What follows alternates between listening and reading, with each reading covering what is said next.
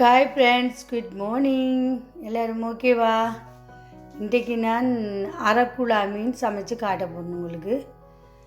அரைக்குழா சமைக்க தேவையான பொருட்கள்: சின்ன ஜீரகம், பெருஞ்சீரகம், கடுகு, உள்ளி, ஒரு வெங்காயம், 2 பச்சை மிளகாய், தக்காளி. புளி நான் விடுறதில்லை, ஆனால் இதுக்கு நல்லது, உடம்புக்கு நல்லது, ஹெல்த்தியாக இருக்கும். கொருக்காப்புளி விடுங்க, நல்லா இருக்கும், குழம்பு சூப்பராக இருக்கும். கொருக்காப்புளி அதுலேயே ஒரு 3 துண்டு போட்டால் காணும், நிறைய புளிக்கும், ஆனால் குழம்பு நல்லா டேஸ்டாக இருக்கும். அடுத்தது உப்பு, நல்லெண்ணெய் சமைக்க சூப்பராக இருக்கும் மீன் குழம்புக்கு. நான் உங்களுக்கு சமைச்சு காட்ட போகிறேன்.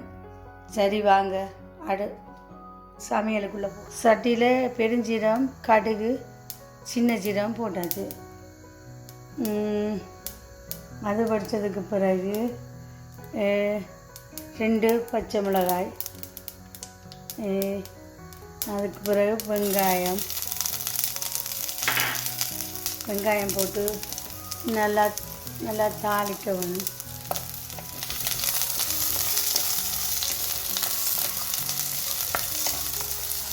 தாளித்து நல்லா பொன்னிறமாக வந்ததுக்கு பிறகு தக்காளியை போடுங்க. தக்காளியை போட்டுட்டு கொஞ்சம் உப்பு அதுக்குள்ளே போட்டால் அந்த தக்காளி நல்லபடியாக மசிஞ்சு நல்லா வேணும்.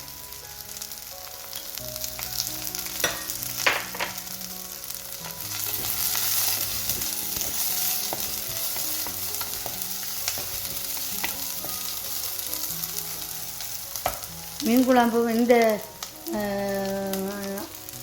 மீன் குழம்பு சமைச்சு சின்ன பிள்ளைகளுக்கு கொடுத்தாலும் நல்லா இருக்கும். மீன்டா அதில் முள் இல்லை, அவங்கள அதை விரும்பி சாப்பிடுவாங்க. நல்ல மீன், அரைக்குழா மீன், நல்ல மீன். அது வேண்டி சின்ன பிள்ளைகளுக்கு சமைச்சு கொடுங்க, சூப்பராக இருக்கும். நீங்களும் சாப்பிடலாம், நல்லா இருக்கும். இப்போ எங்களோட நல்ல வயசான அம்மா அப்பாண்டி இருந்தால் அவங்களுக்கு வயசு ஒன்று இதில் முள் மீனை சமைச்சு கொடுக்காம இப்படி மீன்களை சமைச்சு கொடுக்கலாம். அவங்களுக்கு நல்லது, சாப்பிட்றதுக்கும் சுகமாக இருக்கும். நீங்களும் கூட சின்ன பிள்ளைகளுக்கு இதை சமைச்சு கொடுங்க, நல்லா இருக்கும். தக்காளியை போடுறேன்.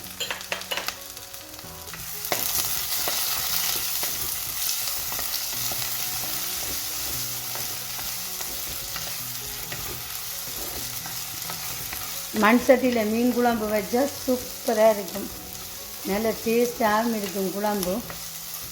ஒரு சிலருக்கு தக்காளி பழம் முழுசாக இருக்க தான் பிடிக்கும் குழம்புக்குள்ள, ஒரு சிலருக்கு மசஞ்சு அப்படி சோஸ் மாதிரி இருந்தால் பிடிக்கும். எனக்கு இப்படி தக்காளி பழம் துண்டு துண்டாக இருந்தால் குழம்பு டேஸ்டாக இருக்குமென்றது தான் விருப்பம். அதனால் நான் இனி உங்களுக்கு அடுத்ததாக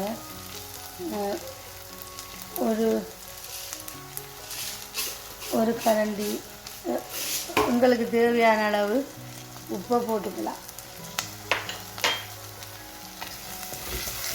அவரவருக்கும் எவ்வளோ உப்பு தேவையோ அவ்வளோ உப்பை போட்டுக்கலாம், பிடிச்ச மாதிரி. இப்போ தக்காளி வெங்காயம் வதங்கிட்டுது. அதுக்கு பிறகு இந்த ஓயிலுக்குள்ளே இந்த தூளை 2 கரண்டி தூள், உங்களுக்கு எவ்வளவு உரைப்பு விருப்பமோ அவ்வளவு தூளை நீங்கள் போடலாம்.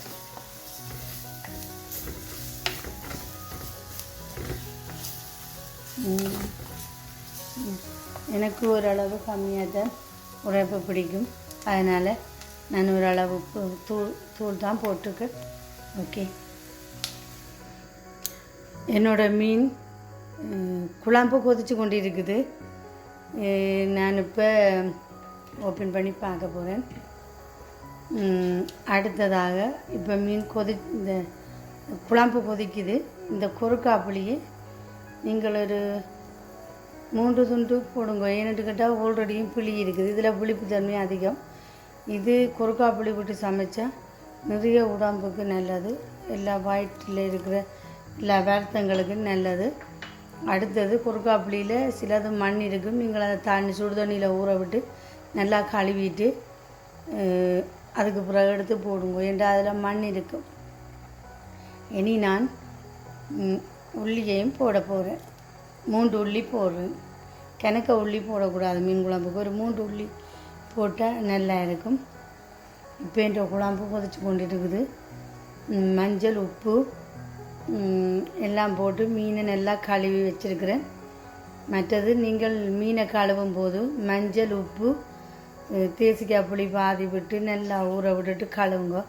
அப்போ தான் அந்த மீனின் வாடை ஒன்றும் இருக்காது. அப்போ மீன் குழம்பு சூப்பராக இருக்கும். நான் இனி மீனை என்னோடய குழம்பு கொதிச்சிட்டுது. இனி மீனை போட போகிறேன். ஏண்டா முதல் மீனை போட்டிங்களா மீன் எல்லாம் படிச்சிடும். அதனால் நல்லா கொதித்து தூள் பக்கியெல்லாம் போனதுக்கு பிறகு நீங்கள் மீனை போட்டால் குழம்புக்கெல்லாம் மீன் பிடிக்காமல் இருக்கும். நல்லா இருக்கும். சரியா? நான் இனி குழம்பை கொஞ்ச நேரம் மூடி வைக்க போகிறேன். குழம்பு கொதிச்சதுக்கு பிறகு வேலைக்கே தேங்காய் பால் விடக்கூடாது. கடைசியாக ரக்கிறதுக்கு ஒரு 5 மினிட்ஸுக்கு தேங்காய் பால் விட்டுட்டு குழம்பை ரக்குங்க. ஏன்னுட்டு கேட்டால் வேலைக்கு தேங்காய் பால் வந்தால் அதுக்குள்ளே விட்டால் கொலஸ்ட்ரால் அதிகம் கூட தேங்காய் பால். அதனால் நாங்கள் ரக்கிறதுக்கு ஒரு 5 நிமிஷம் விட்டுட்டு குழம்பை ஸ்டாப் பண்ணினா நல்லா.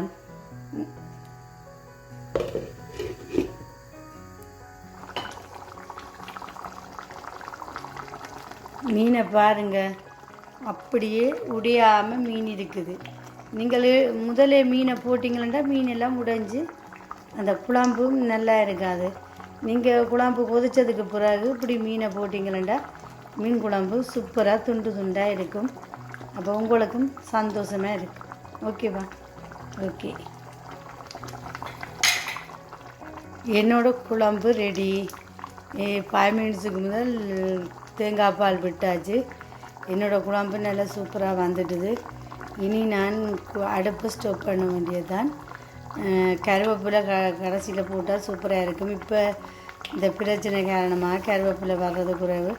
அதனால் நாங்கள் காய பண்ணி இடித்த கருவேப்பிலை பவுடரை கொஞ்சம் தூவிட்டு குழம்பு ஸ்டோவ் பண்ண ஸ்டைல். ஓகேவா? குழம்பு ரெடி. நீங்களும் இப்படி ட்ரை பண்ணி பாருங்கள். குழம்பு சூப்பராக இருக்கும். உங்கள் சின்ன பிள்ளைகளுக்கு சமைச்சு கொடுங்க. உங்களுக்கு பிடிச்சிருந்தா லைக் பண்ணுங்கள், ஷேர் பண்ணுங்கள். ஓகே, பாய். என்னோடய மீன் குழம்பு ரெடி. எப்படி சூப்பராக இருக்குன்னு பாருங்கள். பிடிச்சிருந்தா லைக் பண்ணுங்கள்.